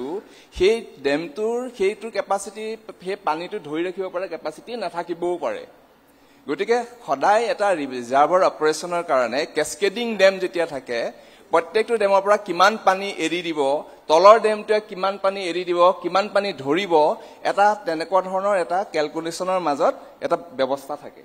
এতিয়া যে চীনৰ লগত যদি আমাৰ তেনেকুৱা ব্যৱস্থা নাই তেতিয়াহলে কিন্তু তেওঁলোকৰ অপাৰেশ্যনটো ইন্ডিপেন্ডেন্ট অপাৰেশ্যন হ'ব আৰু সেই নদীখনতে তললে আমাৰ ডেম আছে গতিকে আমাৰ কিন্তু তেতিয়া এটা ভয়ৰ কাৰণ হৈ পৰিব পাৰে আৰু এটা মই ক'ব বিচাৰিছো যে অসমত সেইখিনি আগৰবাৰ অকমান ৰখি গ'ল সেইটো হৈছে যে আমাৰ অসমৰ যেটো 78 লাখ হেক্টৰ মাটিৰ প্ৰায় 40% মাটিত বানপানী হয় আৰু তাৰে সেই যি 40% মাটিত বানপানী হয় সেই তাৰে 50% মানতহে আমি এতিয়ালৈকে বানৰ মেজাৰ ল'ব পাৰিছো আৰু আমি আজিকালি ক্লাইমেট চেঞ্জৰ কথা বহুত কৈ থাকো এতিয়া যদি ভাবো যে এই যে সেডিমেন্ট বিলাক আহিছে তাৰ লগত মানে কোনটো বেছি দুখী বুলি যদি দুটা প্যাৰামিটাৰৰ মাজত ক'ব বিচাৰো এটা হৈছে টেকটনিক আৰু এটা হৈছে ক্লাইমেট চেঞ্জ তেতিয়া হলে ক্লাইমেট চেঞ্জটো মানে বহু দূৰ পিছতে ৰখি যাব মই একানে ক'ব বিচাৰিছো যে 1950 চনৰ ভূমিকম্পৰ পিছত পাহাৰবিলাক ঢিলা হৈ যোৱাৰ লগে লগে তাৰ পৰা যিমান সেডিমেন্ট আহিল সেই 1950 ৰ পৰাটো আমাৰ ডাঙৰ ভূমিকম্প একো অহা নাই কিন্তু এতিয়াও আমি 1950 চনৰ আগৰ অৱস্থাটোলৈ যাব পৰা নাই এতিয়াও সেইটোৰ আগৰ মানে নেচাৰে যেতিয়া নেচাৰেল সিস্টেম এটা নদী এখন বৈ থাকে কি নেচাৰে তাক কোট কেনেকুৱা ধৰণে মানে ইৰোশন কৰি ল'ব লাগিব কি নিজে সিস্টেম এটা বেচিনৰ মাজত এটা সিস্টেম ডেভেলপ কৰে এটো নিজক ষ্টেবিলাইজ কৰিবৰ কাৰণে কিন্তু আমাৰ যেটো হিউম্যান ইন্টাৰফাৰেন্স হৈ আছে তো এইটোৱে সেই নেচাৰেল সিস্টেমটোক আসলতে আমি ডিস্টাৰ্ব কৰিছো আৰু ফলত আমি এতিয়া এইবিলাক ভোগ কৰিব লগা হৈছে আৰু আমি যদি চাও ব্ৰহ্মপুত্ৰ নদীখন কিন্তু বহল হৈ গৈ আছে যদি 1950 চনৰ পৰা যদি আমি যদি এতিয়ালৈকে যদি চাও ব্ৰহ্মপুত্ৰ নদীখন মানে বহল হৈ গৈ আছে বহল কিয় হৈ গৈ আছে যে নদীখনত বালি পৰি যাওঁতে ওপৰৰ পৰা পানী যিখিনি আহে সেই পানীখিনি লৈ যা বহন ক্ষমতাটো তাৰ কমি গৈছে আৰু বহন ক্ষমতা বঢ়াবৰ কাৰণে ই পাৰবিলাক আসলতে খহাব লগা হৈছে গতিকে নদী এখন যেতিয়া আমি ব্ৰহ্মপুত্ৰত আমি দেখা পাইছো যে নদীখনত যিমান বালি গেট ই নমাই আনে তাৰে 70% নদীৰ বুকুত থাকি যায় মাত্ৰ 30% আমাৰ বংগোপসাগৰত মানে পৰেগে গতিকে প্ৰতি বছৰে যদি যিমান বালি কঢ়িয়াই আনি আছে তাৰ 70% যদি মাটি যদি আমাৰ এটা জমা হৈ গৈ থাকে তেতিয়াহলে ব্ৰহ্মপুত্ৰখন এদিন আমাৰ একেবাৰে মানে এতিয়াতো বাম হৈ আহিছে ইমানেই বাম হৈ যাব যে আমাৰ সমতল ভূমিৰ লগত একাকাৰ হৈ যাব আৰু তেনেকুৱা যদি হ'বলৈ হয় তেতিয়াহলে আমাৰ ইয়াতে বানপানী সমস্যা এতিয়া ধৰক আমাৰ 40% বুলি কৈছো তেতিয়াহলে তো আমাৰ প্লেইনছ এৰিয়াত হয়তো 80% 90% এৰিয়াও বানপানীৰ মাজত আহিব পাৰে আপোনালোকে চাওক গুৱাহাটীৰ কথা যদি চাই গুৱাহাটীৰ আগতে বানপানী কিমান হৈ আছিল আৰু এতিয়া কিমান হৈ আছে এই যে হৈ আছে এইবিলাকত মিসমেনেজমেন্ট আছে এটা ধৰ জুৰাবাটত বানপানী হয় জুৰাবাটৰ মই একানে ক'ব বিচাৰিছো যে জুৰাবাটৰ পৰা আসলতে জুৰাবাটৰ যিখিনি অঞ্চলত বানপানী হয় তাৰ পৰা এখন নদী দিগাৰুলে এখন উপনদী আছিল সেই নদীখনে জুৰাবাটৰ পৰা পানীটো উলাই লৈ গৈ আছিল এতিয়া হল কি যে মানুহে ঘৰ বনাই দিলে ৰাস্তা বনাই দিলে নদীখন পুতি পেলালে গুৱাহাটীত এনেকা বহুত ধৰণৰ পুৰণা যিবিলাক আপোনালোকে যদি চাই পুৰণা তথ্যবিলাক যত নদীবিলাক আছিল হয় ঠেক পৰি দিলে নহয় আমাৰ পুতি পেলালো ফলত আমাৰ এনেকা সমস্যা আছে যে এতিয়া আমাৰ ইমান সেডিমেন্ট আহি আছে ইতিমধ্যে কৈছে যে নদীবিলাকৰ তলবিলাক যে মাথাউৰি দিয়াৰ কাৰণে যেহেতু 70% বালি নদীখনত পৰি যায় গতিকে নদীৰ তল তাৰ সাৰাউণ্ডিং লেণ্ড এৰিয়া যিবিলাক আছে গাঁও চাওঁবিলাক আছে সেইলে বহুত ওপৰলৈ উঠি গ'ল এতিয়া মাথাউৰি যদি ভাঙি দিয়ে পানী গৈ পেলাই সেই গাঁওবিলাকত সোমাই গাঁৱৰ পৰা পানীটো আৰু ওলাই নদীখনলৈ আহিব নোৱাৰে গতিকে মহাৰ পিছত সেই গাঁওবিলাক আসলতে পানীৰ তলত থাকিব নিশ্চয় বৰ এটা ডাঙৰ সমস্যা আমি গৈ আছো আৰু মই বৰগোহাঁই ডাঙৰীয়া আপোনাৰ ওচৰলৈ আহিছো যে এখেতে ইতিমধ্যে কৈছে দুৱৰা ছাৰে যে আমি আৰু ভয়াৱহ দিশৰ ফালে আমি আগবাঢ়িছোঁ আমি ডিজাইনিঙৰ কথা কৈ আছোঁ ডেম ডিজাইন আৰু আপুনি যিহেতু বিশেষভাৱে ৰঙা নদী উত্তৰ অসমৰ বাবে এতিয়া এটা চকুলো ৰঙা নদী যিটো প্ৰকল্প বাৰিষা আমি কি ভয়ংকৰ ৰূপ আমি দেখিছোঁ ৰাইজৰ দুৰ্গতি আমি দেখিছোঁ এতিয়া সমস্যাটোৰ সমাধান ক'ত আৰু আমাৰ যিটো ভৌগোলিক অৱস্থান আমাৰ উত্তৰ পূৰ্বাঞ্চলৰ আমাৰ ভৌগোলিক অৱস্থান নদীসমূহৰ অৱস্থিতি আৰু যিটো ফল্ট লাইনত আমি আছোঁ এতিয়া আমি যদি চেচমিকেলি আমি চাওঁ আমি এটা কিছুমান ক্ষেত্ৰত আমি ভূমিকম্পপ্ৰৱণ অঞ্চলত আছোঁ আমি চেচমিক জোনত আছোঁ জোন 5ত আমি আছোঁ গতিকে ডিজাইনিঙৰ ক্ষেত্ৰত আৰু বিশেষকৈ ৰঙা নদীৰ ক্ষেত্ৰত আমি এই সমস্যাটোৰ পৰা কেতিয়া আমি মুক্ত হ'ব পাৰিম আচলতে মই ৰঙা নদী বা সোৱণশিৰি অহাৰ আগতে এটা কথা কৈ থওঁ ফ্লাড কণ্ট্ৰলৰ কাৰণে হওক বা পাৱাৰ জেনেৰেশ্যনৰ কাৰণে হওক চাইনাতে বা ভূটানতে বা ইণ্ডিয়াৰ ভিতৰত অৰুণাচলত বনায় যিয়ে নহওক কিন্তু অসমৰ মানুহৰ কাৰণে কোনোটোৱেই এই মানে ছেফ নহয় কিন্তু দৰকাৰ ডেম বনোৱা ৰিজাৰ্ভ কৰাটো এই ক্লাইমেটিক চেঞ্জৰ সময়ত আমাক কেতিয়াবা ব্ৰহ্মপুত্ৰ অগমেণ্ট কৰিব লাগিব পাৰে এতিয়া বেছিন স্পেচিফিক ৰিকুৱাৰমেণ্ট হেৰি কৰিব লাগিব পাৰে সেইকাৰণে ছাষ্টেইনেবল লেভেললৈকে আমি ষ্ট'ৰেজ ৰিজাৰ্ভৰ বনাবই লাগিব প্ৰিফাৰেবলি ইন কেছকেট কিন্তু ছাষ্টেইনেবল লিমিটৰ ভিতৰত এই 200 মিটাৰ 300 মিটাৰ ওখ কৰি আৰু ভূমিকম্পৰ যিটো জোকাৰণি তাত যদি এই জিঅ'লজি অৱস্থা যদি হেৰি কৰোঁ তেতিয়াহ'লে ডেঞ্জাৰ কাৰ হ'ব অসমৰ এতিয়া আমাৰ মানে কোনো ডিফাৰেঞ্চ নাই চাইনাত বনোৱা ডেম আৰু অৰুণাচলত বনোৱা ডেমৰ মাজত কাৰণ অসমৰ মানুহে একো নাপায় ডেম বনাব প্ৰফিট হ'ব কিবা হ'ব এইবোৰ চব তাত হ'ব তলত কি হৈছে ন'বডি বৰ্ডাৰ্ছ কোনো প্ৰভিজন নাই কোনো ৰুলত নাই যে ডাউন ষ্ট্ৰীমত কোনোবা এজন অফিচাৰ ডাউন ষ্ট্ৰীমত কিবা এটা কাম কৰিব পাৰে চ' টোটেল নেগলেক্টেড আৰু অসমৰ পাৰ্মানেণ্ট মেজাৰ এইকাৰণে লাগে কাৰণ অসমে একমাত্ৰ ষ্টেট গোটেই ইণ্ডিয়াৰ ভিতৰত য'ত চাৰিওফালে পানী আহি অকল অসমতে পায় আৰু কি ধৰণে মাহীয়ে চকুৱে চাই থাকে আজি আপোনাৰ এটা কেছ আছে ধৰি লওক 1998 নেকি য়েছ এই আপোনাৰ হেৰিত ইউপিত এবাৰ এটা ফ্লাডৰ এটা অংশত এফেক্ট হ'ল 300 কোটি টকা দিলে অসমত গোটেই অসমখন পানীৰ তলত ডুবি থাকিলে প্ৰায় 15-20 দিন সেই সময়ত আৰু দিছে 59.9 ক্ৰ'ৰ অনলি এইটো একেধৰণে চলি আছে এতিয়ালৈকে আমি সেইটো কথা কোৱা নাই মাহীয়ে চকুৱে চাইছে নাই চোৱা কিন্তু যেহেতু চবেই জানে যে অসম এটা এৰিয়া এইটো কৰিব লাগে পাৰ্মানেণ্ট মেজাৰ এটা এবাৰ লওক আৰু আজিকালি নতুন ছিষ্টেম আছে যি ছিষ্টেমেৰে আপোনাৰ পাৰ্মানেণ্টলি টোটেল প্লেনটো কৰক টকা এভেইলেবল মতে বা প্ৰায়ৰিটি ৰিকুৱাৰমেণ্ট মতে সেই পৰ্চনটো কৰক পিছত লাহে লাহে গৈ থাকক ডেজিঙৰ নামত অকল ডেজাখনৰ ওপৰত হেৰি কৰি থাকে বদনাম দি থাকে সেইটো নহয় খৰালি দিনত আপোনাৰ এস্কেভেটৰ বুলডোজাৰ লগাই কিয় নেখানে তাৰপিছত সেইখিনি যদি বাফাৰ জোন কিয় ক্ৰিয়েট নকৰে এম্বেংমেণ্টত পলিচি ছেফট বহুত দৰকাৰী গভৰ্ণমেণ্টৰ আৰু মাইণ্ডছেট চেঞ্জটো বহুত দৰকাৰী এই দুটা বস্তু যেতিয়ালৈকে নহয় অসমত কেতিয়াও সলিউশ্যন নহ'ব আপুনি অভাৰঅলটো চাওক এইটো কৰিবই লাগিব চাইনাত ডেম হওক বা ভূটানত বা অৰুণাচলত আমাৰ কাৰণে কোনো ডিফাৰেঞ্চ নাই কাৰণ ন'বডি ইজ ৰেছপনচিবল ফৰ আছাম ন'বডি আৰু ৰুলতো নাই কোনো গভৰ্ণমেণ্টৰ যিবিলাক ৰুল আছে এইবোৰ নাই আচ্ছা সেইটো গ'ল এতিয়া মই ৰঙা নদীলৈ আহিছোঁ ৰঙা নদী সদায় পেপাৰত আপোনালোকে দেখি থাকে যে নদী পানী খুলি দিয়াৰ কাৰণে লখিমপুৰ টুৰ গ'ল আচলতে কনচেপ্টটো টোটেলি ভুলকৈ প্ৰেজেণ্ট হৈ থাকে মই 20 বছৰ তাত জংঘলৰ পৰা বনাই মেলি কৰি কমিশ্যন কৰি 3 বছৰ চাই মেলি মই আহিছোঁ মই প্ৰতিজোপা গছ চিনি পাওঁ সেইকাৰণে মই আপোনালোকক এটা কথা কৈছোঁ যে ৰঙানদী ডেমত 2খনমান ফুটবল ফিল্ডৰ সমান যিটো ৰিজাৰ্ভৰ সি 1 কিলোমিটাৰলৈকে এফেক্ট নকৰে তাৰ ওপৰত গোটেইখিনি নেৰে অলপমানখিনি এৰে কিন্তু তাৰ ডাউনত ৰঙা গড় ব্ৰিজৰ পৰা এইফালে ইমানেই ক্লাউড বাৰ্ষ্ট হয় যে it itself is sufficient for another project এতিয়া মই সেইকাৰণে ছাজেষ্ট কৰিছিলোঁ যে যেতিয়া ইয়াৰ মানে লাইফটো 100 বছৰ শেষ হ'ব এইটো ডিছমেণ্টেল কৰি you go' for another dam down and go' for cascade development তেতিয়া কি হ'ব ৰঙা নদী আজি মৰি গ'ল আজি তাত কোনো একুৱাটিক লাইফ নাই এই বস্তুটো আগতে লিখা হৈছিলে ইনভেষ্টিগেশ্যন হোৱা দিনতে কিন্তু গভৰ্ণমেণ্টৰ হেৰি মানে প্ৰজেক্টটো হ'ল এতিয়া একমাত্ৰ হৈছে যেতিয়ালৈ 100 বছৰ মানে কেছকেট কৰিব তেতিয়াহে এইটো হ'ব আদাৰৱাইজ এই বানপানী হৈ থাকিব কাৰণ ৰিভাইভেট উঠিলে গছ গছনি হৈ গ'ল এতিয়া কিন্তু লগত আৰু এটা কথা ক'লে আপুনি নতুন কথা ইয়াত সংযোগ হ'ল যে ডিছমেণ্টেলৰ কিবা পলিচি আছে নাই আমাৰ ইয়াত ডিছমেণ্টলিঙৰ পলিচি নাই ডিছমেণ্টলিঙৰ কোনো পলিচি নাই আজি বৰাপানী ডেম আজি 65 years কমপ্লিট হ'ল উমিয়াম ৰিভাৰ ব্লক কৰি পেলাই কৰিলে এতিয়া তাৰ ওপৰেদি আপোনাৰ গাড়ী ঘোঁৰা চলি থাকে কিমান চিছমিক এফেক্ট হৈছে লাকিলি ৰকটো ভাল ই ছাষ্টেইন কৰিছে আৰু 1 কিলোমিটাৰ ওপৰত পানী লেভেল আমাৰ মৰিগাঁও গ্ৰাউণ্ড লেভেলতকৈ আজি যদি ভাগি যায় বাই চান্স কিবা এটা যদি হয় নকৰক ভগৱানে মৰিগাঁও 2 ঘণ্টাও নাথাকে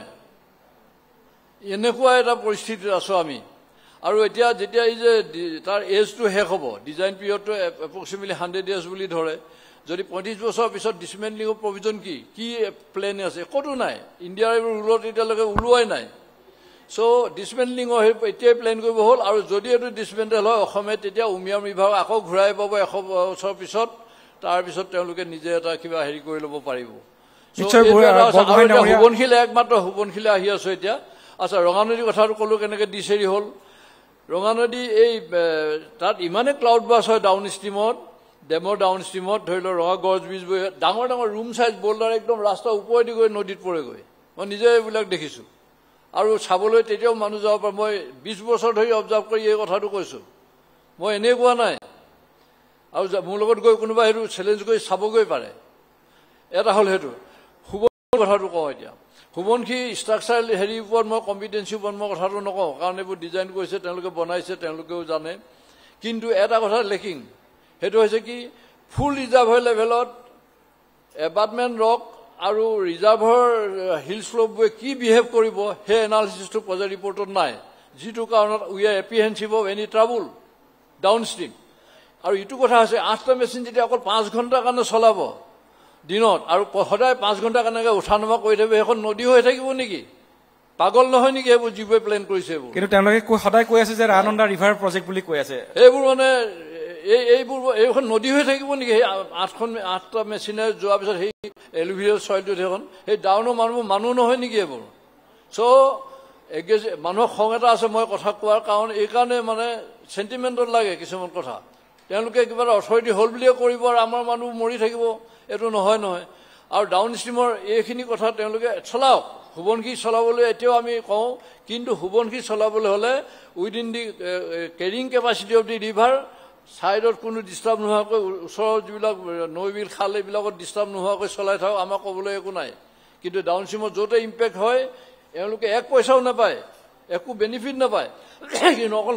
নষ্ট হৈ থাকিব সেইটো আমি এলাও কৰাটো অসমবাসীয়ে নিবিচাৰে নিশ্চয় মই গগৈ ডাঙৰীয়া আপোনাৰ ওচৰলৈ আহিছোঁ আমাৰ সময় কমি আহিছে লাহে লাহে মই গগৈ ডাঙৰীয়া খুব চমুকে আৰু মই আপোনাৰ পৰা জানিম এখেতে ক'লে যে ডাউন ষ্ট্ৰীম আমি যিহেতু অসম সাপেক্ষে কথা যদি কওঁ আমি তেতিয়াহ'লে আমি ডাউন ষ্ট্ৰীমত আছোঁ আৰু আমাৰ নিৰাপত্তা সুনিশ্চিত হ'ব লাগিব এই কথাটো কিন্তু নামনি অংশত যিখিনি বাসিন্দা আছে যিসকল লোক আছে তেওঁলোকে কিন্তু এতিয়াও আশ্বস্ত হ'ব পৰা নাই গতিকে উপায়টো কি আচলতে ইয়াক কেনেকৈ ৰোধ কৰিব পৰা যাব যে আমি কেতিয়া আশ্বস্ত কৰিব পাৰিম সেইসকল বিষয়ক কেতিয়া বাধ্য কৰিব পাৰিম সেইসকল পলিচি মেকাৰক আমি কেতিয়া বাধ্য কৰিব পাৰিম যে ডাউন ষ্ট্ৰীমৰ সুৰক্ষা নিশ্চিত নোহোৱালৈকে এইটো কমিশ্যন হ'ব দিয়া নহ'ব এই কথাটো আমি কেতিয়া গম পাম চাওক আপুনি বৰপেটা গোৱালপাৰা চোৱালপাৰা এইপিনে নামনি অসমত যেতিয়া পানী হয় ভূটানৰ পৰা অহা পানী কৰিছো বুলি এটা নদী বান্ধৰ পৰা এৰি দিয়া পানীহে বানপানী সৃষ্টি কৰে বুলি আমাৰ এডমিনিষ্ট্ৰেশ্যনে প্ৰচাৰ কৰে কৰিছো নদী বান্ধটো 60 মেগাৱাট কেপাচিটি ৰঙানদী নদী বান্ধটো 405 মেগাৱাট কেপাচিটি আৰু অসমৰ পৰা বহুত দূৰত আছে সেইবিলাক ৰঙানদীটো বোধহয় ছাৰ গম পাব 40 কিলোমিটাৰমান ভিতৰত আছে নেকি বৰ্ডাৰৰ পৰা আমাৰ সোৱণশিৰি যিটো হৈছে সোৱণশিৰি একদম একেবাৰে অসমৰ বৰ্ডাৰতে লাগি আছে এইটো আৰু বহুত দূৰলৈ নাই একেবাৰে অসমৰ বৰ্ডাৰত 2000 মেগাৱাট এটা 60 মেগাৱাট এটা 405 মেগাৱাট যিকেইটা জ্বলাকলা খুৱাই আছে এইটো 2000 মেগাৱাট যি সৰুকেইটা বহুত ভিতৰত আছে এইটো একেবাৰে আমাৰ বৰ্ডাৰত আছে গতিকে আমি এতিয়ালৈকে মই একেবাৰে নিকটৰ ডাউন ষ্ট্ৰীমত বসবাস কৰা মোৰ ঘৰ তাত যিহেতু আমি জানো তাত কিমান লেবাৰ্ছবিলাক কাম কৰা শ্ৰমিক কেনেকৈ মৰিছে কেনেকৈ তেওঁলোকক ক্ষতিপূৰণ এতিয়ালৈকে দিয়া নাই বহুত মৰিছে এইবিলাক লুকুৱাই ৰাখে আনকি সাধাৰণ দুজাকমান বৰষুণ দিয়াৰ পিছতে এতিয়াই যিটো ভয়াৱহ সমস্যা তাত সৃষ্টি হয় যিটো ৰূপ লয় তাত শুনি থকা ছাৰেহঁতে তেখেতলোকে জানিব বিজ্ঞ মানুহ তাৰ নদী পানীৰ যিটো চাউণ্ড মই ভাবোঁ ইয়াত ডেমৰ ডিজাইন কৰা মানুহকেইটা শুনিলে পলাব এতিয়াই যদি এতিয়া আমাৰ এপ্ৰিহেনশ্যন এটা আছে আমাৰ এপ্ৰিহেনশ্যনটো অতি লেজিটিমেট অতি যোগ্য বুলি বিভিন্ন বিশেষজ্ঞসকলে প্ৰকাশ কৰিছে ইভেন এইবাৰ লোকসভাতো তেওঁলোকে কৈছে ভানাৰেবল লোকসভাত তেওঁলোকে উত্তৰ দিছে আনকি পাৱাৰ মিনিষ্টাৰে কৈছে এইটো ভানাৰেবল কিন্তু সমস্যাটো সমাধান নহয় কাৰণ মই আগে ক'লো নহয় পাৱাৰত নাথাকোঁতে আমাৰ আন্দোলনত চামিল হয় পাৱাৰত থাকিলে সেই কামটোকে আকৌ কৰিবলৈ যায় গতিকে এনে হয় আমাৰ এপ্ৰিহেনশ্যন আছে সেই এপ্ৰিহেনশ্যনৰ কাৰণে আমি তেওঁলোকক কৈছোঁ এইটো ৰিএছেছ হ'ব লাগে ইতিমধ্যে চেণ্ট্ৰেল ইলেক্ট্ৰিচিটি অথৰিটিও কৈছে এইটো ৰিএছেছমেণ্ট কৰিব লাগে আৰু ইয়াৰ পানীটো কেনেকৈ এৰিব তাৰ এটা অধ্যয়ন হ'ব লাগে সেইটো ৱাইল্ড লাইফ ইনষ্টিটিউট অফ ইণ্ডিয়াই কৈছে গতিকে এইটো ৰিএছেছমেণ্ট কৰিহে কমিশ্যন মই ডেমৰ এগেইনষ্টত কোৱা নাই I am not opposing the dam at all ডেমটো হওক কিন্তু আমাৰ প্ৰথম আমাৰ ডাউন ষ্ট্ৰীমত বসবাস কৰা লোকসকলৰ আপ টু মাজুলীলৈকে আমাৰ জীৱন জীৱিকা সভ্যতা সংস্কৃতি নিৰাপত্তাৰ প্ৰতিশ্ৰুতি আমি পাব লাগিব আমি আশ্বস্ত হ'ব লাগিব আমি তেতিয়ালৈকে আছোঁ কিন্তু তেওঁলোকেতো এতিয়া কমিশ্যন কৰিবলৈ গৈ আছে সেইকাৰণে আমি ন্যায়ালয়ৰ দ্বাৰস্থ হৈছোঁ মই আহিম শেষত মই আহিম অকণমান সময়ত মই এণ্ডিং ৰিমাৰ্কছ ল'ম আপোনাৰ পৰা মই দুবছৰ আপোনাৰ পৰা শেষৰটো প্ৰশ্ন আপোনাক মই দিছোঁ যে আমি আচলতে উন্নয়নৰ বিৰোধী নহয় আমাক উন্নয়ন লাগে ছাষ্টেইনেবল ডেভেলপমেণ্ট লাগে ছাষ্টেইনেবল বুলি কৈছোঁ মই বহনক্ষম উন্নয়ন আমি বিচাৰোঁ আৰু আমি অসম সাপেক্ষে যদি কওঁ আমাক বিদ্যুৎ লাগিবই কাৰণ বিদ্যুৎ এতিয়া প্ৰয়োজন অতি প্ৰয়োজন আমি বহুত পিছ পৰি আছোঁ বিদ্যুৎ উৎপাদনৰ ক্ষেত্ৰত কাৰণ আমাৰ অসমৰ এতিয়া আজিৰ তাৰিখত আমি যদি পিক আৱাৰ্ছৰ কথা চাওঁ আমি পিক আৱাৰ্ছত আমাক 2500 মেগাৱাট টু 2600 মেগাৱাটছ আমাক লাগে কিন্তু আমাৰ নিজৰ যিটো অসমৰ উৎপাদন সেইটো মাত্ৰ 350 অৰ 410 এইটো অসমৰ নিজৰ উৎপাদন অৱশ্যে কিছুদিন পিছত অকণমান আকৌ বাঢ়িব কাৰণ আমাৰ দুটা আকৌ প্ৰজেক্ট আহি আছে এটা 120 মেগাৱাটছৰ আমাৰ যিটো আছে নামনি কপিলী জলবিদ্যুৎ প্ৰকল্প এডিবি লোন লৈ কৰি থকা হৈছে 2400 বাজেট লোৱা হৈছে কোৰ্চৰ বাজেট লোৱা হৈছে তাৰ পৰা 120 পাম আৰু যিটো কাৰ্বিলাং পি মিডিল 2 তাৰ পৰা অনলি 24 মেগাৱাটছ আমি পাম গতিকে তাৰ পিছতো কিন্তু আমি জোৰা মাৰিব নোৱাৰিম গতিকে আমাক লাগিব কিন্তু বহনক্ষম অৰ্থাৎ ছাষ্টেইনেবল হ'ব লাগিব শেষত এই গোটেই সমস্যাটো বানপানী বিগ ডেম কেনেকৈ আমি ছাষ্টেইনেবল হ'ব এই কথাটোৰ ওপৰত আপোনাৰ এণ্ডিং এটা ৰিমাৰ্কছ মই বিচাৰিছোঁ মই ইয়াতে দুটা ক'ব বিচাৰিছোঁ এক নম্বৰ ৰঙা নদী লৈ পেলাই ৰঙা নদীৰ যিটো ডেম আছে যিটো আমাৰ মানে সমস্যাৰ কাৰণ বুলি আমি কৈ আছোঁ আৰু এইবাৰ মই দেখিলোঁ যে প্ৰথমবাৰৰ কাৰণে যিটো NRSC national remote sensing service centre তেওঁলোকে গভৰ্ণমেণ্ট অফ আছামৰ হৈ পেলাই এটা ৰিপৰ্ট দিছে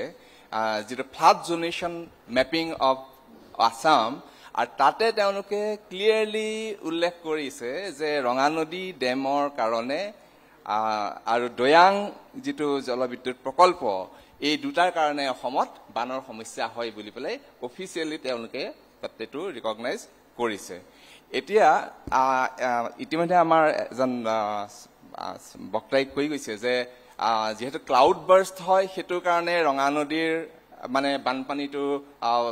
বহুত বেছি হয় বুলি নামনিত কিন্তু মই প্ৰায় লাষ্ট 90 বছৰৰ যিটো মেটিঅৰলজিকেল ডেটা মানে বৰষুণৰ যিটো পেটাৰ্ণ সেইটোলৈ ইতিমধ্যে মই অলপ কাম কৰি আছোঁ মই তাতে দেখা পাইছোঁ যে হয় আপাৰ কাশ্মীৰত অলপ কম হয় কিন্তু বৰষুণৰ পেটাৰ্ণটো একেধৰণে এণ্টায়াৰ বেচিনটোত একেধৰণে ফুড হিলছলৈকে আৰু সেইকাৰণে মই চালোঁ যে যিটো ডেমৰ পৰা যদি আপাৰ কেচমেণ্টটো চাওঁ সেইটো প্ৰায় 1900 স্কোৱাৰ কিলোমিটাৰ হয় আৰু তলৰখিনি হ'লে 330 স্কোৱাৰ কিলোমিটাৰ হয় ফুড হিলছলৈকে তাৰমানে মোৰ গোটেই কেচমেণ্টটো যিটোৰ পৰা বানপানীৰ আমি কাৰণ বুলি কওঁ কাৰণ নামনি অংশত ৰঙা নদীত কোনো ট্ৰিবিউটৰী নাই গতিকে ওপৰৰ পৰা অহা যদি 86% লেণ্ড এৰিয়া সেইটো ডেমৰ ওপৰত আছে আৰু এই যে 16% ডেমটোৰ তলত আছে মানে ফুড হিলছলৈকে গতিকে এই কথাটো যিটো মানে ইতিমধ্যে আমাৰ এজনে কৈছে যে মই সেইটোৰ মতত একমত হ'ব পৰা নাই আৰু একেটা কথাই মই কৈছোঁ যে সুবনশ্ৰীৰ যিহেতু কথাটো হৈছে সেইটো ক'ব বিচাৰিছোঁ যে সুবনশ্ৰীৰ চাওক যিটো আপুনি প্ৰাইচ এস্কেলেশ্যনৰ কথাটো ইতিমধ্যে ক'লে সেইটো প্ৰজেক্টৰ ডিউৰেশ্যন আছিলে 7 বছৰ আৰু 6,500 কোটি টকা আছিলে বাজেট তাৰপিছতে অসমত বিভিন্ন সেই ডেমটোৰ বিপক্ষে আন্দোলন হ'ল তাৰপিছতে এখন বিশেষজ্ঞ কমিটি হ'ল তাৰপিছতে যেনেকৈ ইতিমধ্যে আমাৰ তুলাৰাম গগৈ ডাঙৰীয়াই কৈছে যে 17খন এক্সপাৰ্ট কমিটি হ'ল এই যে হ'ল তেওঁলোকে বহুত মডিফিকেশ্যন দিলে মডিফিকেশ্যন দিয়াৰ কিন্তু অসমৰ যিটো বিশেষজ্ঞ কমিটিৰ ৰিপৰ্ট আছিলে সেইটোৱেই মূল ভেটি সেইটোৰ ওপৰতে ইমানখিনি হ'ল আৰু হৈ যাওঁতে এটা পিৰিয়ডলৈকে আন্দোলনৰ কাৰণে তেওঁলোকৰ প্ৰাইচ এস্কেলেশ্যন হ'ল পিছৰখিনি তেওঁলোকে এই যে কমিটিবিলাকে বিভিন্ন ধৰণৰ তাত মডিফিকেশ্যনৰ কথা ক'লে সেইখিনি কৰোঁতে হোৱা খৰচ আৰু যদি আপোনালোকে চাই যে লাষ্ট 10 ইয়াৰ্ছত কোনো ধৰণৰ আন্দোলন হোৱা নাই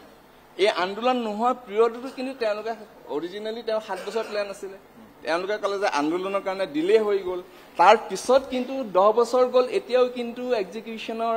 লেভেললৈ তেওঁলোকে আনিব পৰা নাই তেওঁলোকে ক'ব পৰা নাই যে এইটো আমি অপাৰেট কৰিলোঁ গতিকে আমাৰ এটা আমি দেখা পাওঁ যে ব্যুৰক্ৰেটিক লেভেলতে হওক বা বিভিন্ন মানে চৰকাৰী বিভিন্ন লেভেলত হওক যে বস্তুবিলাকৰ মাজত ট্ৰেন্সপাৰেঞ্চিটো মই শেষত একেবাৰে খুব চমুকে মই বৰগোহাঁই ডাঙৰীয়া আপোনাৰ পৰা খুব চমুকে আমাৰ সময় মই তেখেতে যিটো ৰঙানদী ডিছচাৰ্জৰ কথা ক'লে মই এইটোৱে ক'ব বিচাৰিছোঁ ইণ্টেনচিটি ৱাইড স্প্ৰেড যেতিয়া ৰেইনফল হয় ইণ্টেনচিটি ক'ৰবাত একে হেৰি দেখাব পাৰে কিন্তু ক্লাউড বাষ্ট ডেমৰ ওপৰত ক্লাউড বাষ্টৰ নজৰ মই 20 বছৰত দেখা নাই কিন্তু তাৰ তলত প্ৰতি বছৰে এটলিষ্ট ইফালে সিফালে হয় আৰু এনেকুৱা ধৰণে হয় বিশেষকৈ জীয়াদ হ'ল মই সেই নদীবোৰ প্ৰায় অবজাৰ্ভ কৰি আছোঁ মানে আপোনাৰ 1950 চনৰ যিবোৰ গছ গছনি আছিলে তাৰ গুৰি পৰ্যন্ত উলিয়াইছে 2-3 কিলোমিটাৰ দূৰলৈকে ইমানেই খান্দিছে কিন্তু ওপৰৰ পৰা পানী অহা নাই আহিছে ছাইডৰ পৰা যিবোৰ হেৰি আৰু মাটি তাৰপৰা খান্দিছে এনিৱে সেই কথাটো কৈছোঁ ক্লেৰিফিকেশ্যন যে এৰিয়া বেছি হ'লে যে ডিছচাৰ্জটো বেছি হ'ব সেইটো তাত নহয় আৰু 2 নম্বৰ কথা হৈছে যে ডিছচাৰ্জ ডেফিনেটলি বৰষুণত পানীটো সেইফালেদি ওপৰেদি এৰিলে ইয়াত এড হয় কিন্তু সেইটোৱে সেই বস্তুটো এনেও নেচাৰেল সিহঁতি গোটেইবোৰ নেৰে নহয় ওপৰঞ্চি যিটো হয় সেইটোহে এৰি থাকে মই নেপকক ছাপৰ্ট কৰিবলৈ যোৱা নাই মই প্ৰেক্টিকেল কথাটোহে কৈছোঁ আচ্ছা আপুনি চাওক দে আমাৰ ৰং ডিচিশ্যনবিলাকৰ ভিতৰত এটা কথা কপিলিৰ পলিচিৰ দুটা ডিফেক্ট দেখাব গৈছোঁ কপিলি আপোনাৰ অকল কপিলি ৰিজাৰ্ভ হয় এটা ছাইড খান্দং ডেমৰ এটা মাথা মেঘালয় গোটেই Khandong power house Kopili power house আপোনাৰ ৰিমং ৰিজাৰ্ভ হয় কপিলি ৰিজাৰ্ভ হয় চব অসমত 12% ফ্ৰী পাৱাৰ 6% সমান মেঘালয় অসমৰ সোৱণশিৰি প্ৰজেক্ট একেধৰণৰ পৰিস্থিতি লেছ দেন 1% বা এবাউট 1% অনলি ফ্ৰী পাৱাৰ অসমে পায় এইবোৰ হৈছে আপোনাৰ মোৰ গভৰ্ণমেণ্টে কৰা ডিচিশ্যন 2 নম্বৰ কথা আপোনাৰ এই যিবিলাক যে আপোনাৰ হেৰি আপোনাৰ ড্ৰাই ৱেডাৰ ফ্ল' এৰিব লাগে এনভাইৰনমেণ্টেল ডিছচাৰ্জ বুলি কয় যাতে নদীখনত বায়'লজিকেল লাইফ আপোনাৰ একুৱাটিক লাইফটো জীয়াই থাকে মিলিয়নছ অফ ইয়াৰ্ছৰ পৰা আছে ওচৰৰ মানুহে সেইটো বেনিফিট পায় পানী খায় গৰু গাড়ীয়ে পানী খায় এইটো কাৰণে মিনিমাম এনভাইৰনমেণ্টেল ফ্ল' এটা কৰিব লাগে আপোনাৰ ডিজাইনবোৰ কি কৰে ইয়াত 1% 2% ইয়াত কম্পিউটাৰত এটা দি দিয়ে সেইটোকে কৰি দিয়ে আৰু সেইটো আকৌ অপাৰেশ্যনৰ ওপৰত মৰ্জিৰ ওপৰত চলে পানীয়ে নাথাকে সেইখন কি এনভাইৰনমেণ্টেল ফ্ল' হ'ল so' it must be river specific duly observe তাৰপিছতে এইবোৰ ফিক্স কৰিব লাগে এনেকুৱা ধৰণৰ ৰুল মডিফাই কৰিব লাগে মই এটা এক্সাম্পল কৈছোঁ নিশ্চয় আমাৰ আৰু কথা পাতিবলগীয়া আছে মই গগৈ ডাঙৰ শেষত 1 মিনিটত মাত্ৰ মই আপোনাৰ অন্তিম মন্তব্য শুনিম যে গোটেইখিনি শুনিলে এওঁলোক এক্সপাৰ্ট আছিলে আপুনি আইনী যুঁজখন চলাই আছে কি কৰিম এতিয়া আৰু নেক্সট আমি যিমানবিলাক ডেম হৈছে এটা কিউমুলেটিভ ইম্পেক্ট ষ্টাডি লাগিব এইটো গভৰ্ণমেণ্ট অফ ইণ্ডিয়াই 2014 চনতে আমাৰ লগত আলোচনা কৰোঁতে এগ্ৰী কৰিছিল একেই চৰকাৰ আছে কিউমুলেটিভ ইম্পেক্ট ষ্টাডি হোৱা নাই কাৰণ ইয়াত চিয়াঙত আছে ডিবাঙত আছে লোহিত নদীত আছে সোৱণশিৰিত আছে ৰঙা নদীত আছে এইপিনে আমাৰ যিটো ৱৰ্ল্ড হেৰিটেজ চাইট মানস অভয়াৰণ্য ঠিক অকণমান আগতে মাংদেশু বুলি ভূটানৰ এটা আছে সেইটো হ'বলৈ গৈ আছে সেইটো আলোচনা হোৱা নাই এইবিলাকৰ কাৰণে এটা এছেছমেণ্ট লাগিব বেংকৰ কথা পাতি আছো কিন্তু ভূটানৰ যে কুৰুচি নদীখনে কি এটা ভূটানৰ পৰিস্থিতি আৰু বেয়া আমাৰ ৱৰ্ল্ড হেৰিটেজ চাইট বুলি কয় মানস অভয়াৰণ্য কোনো কাৰণতে এফেক্ট কৰিব নোৱাৰিব তাৰ 15 কিলোমিটাৰ ওপৰত মাংদেশু বুলি এটা প্ৰকল্প হৈ আছে ইমিডিয়েট কমিশ্যন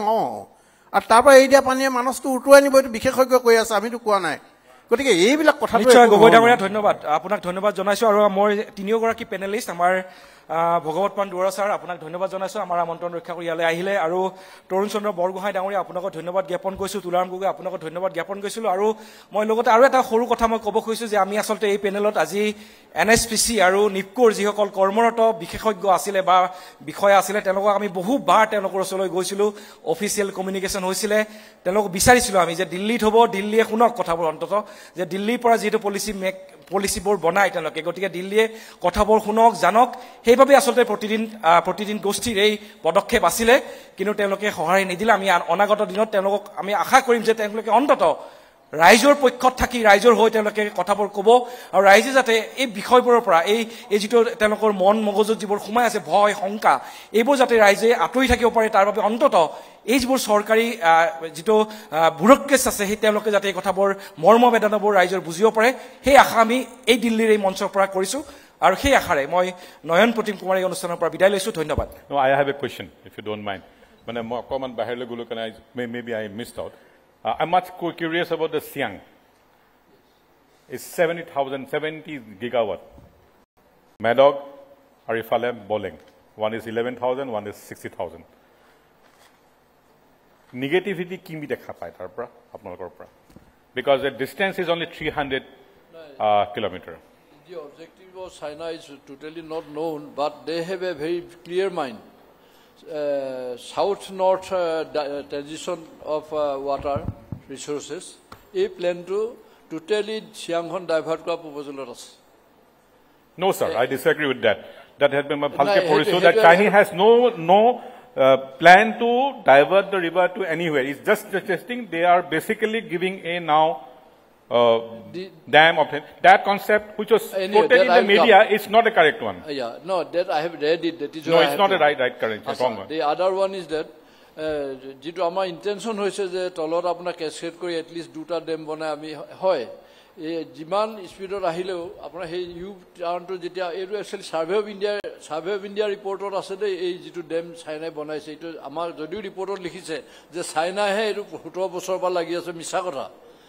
যেটা সাৰ্ভে অফ ইন্ডিয়া কৰিছিলে তেতিয়া হেটো ৰিপৰ্ট আছে আৰু সাৰ্ভে অফ ইন্ডিয়া ৰিপৰ্টৰ আজিও আপুনি চাব পাৰে মই নিজে দেখিছো কাৰণে কৈছো সাৰ্ভে অফ ইন্ডিয়া এক্সপ্লোৰ কৰি থৈ গৈছিল বস্তু এনিৱে সেই বস্তুটো যেতিয়া আপোনাৰ হাৰ্নেস কৰিব আৰু যেতিয়া ক্যাসকেড এফেক্টত নামি আহিব তললে তেতিয়া তাৰ বহুতখিনি ভেলোচিটি এনেও কমি যাব আৰু আমাৰ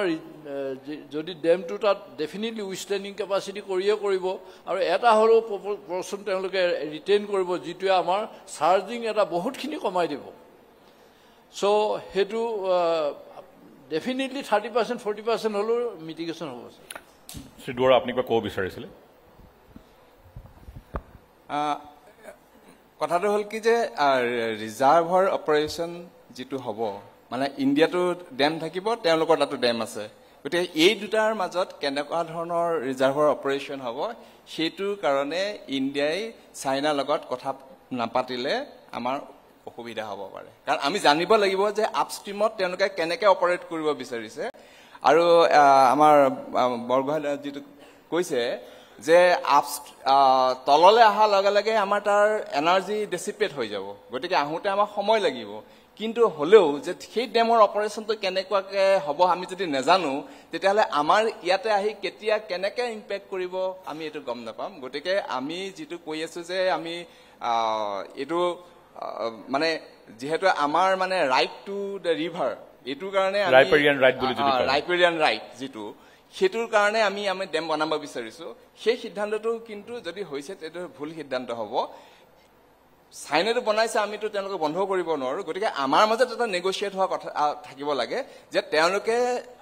ড্যামটোৰ অপাৰেশ্যনটো তেওঁলোকে কেনেকৈ কৰিব আৰু সেইটোৰ লগত আমাৰটো সিনক্ৰনাইজ কৰিব লাগিব যাতে আমালৈ সেই প্ৰবলেমটো নাহে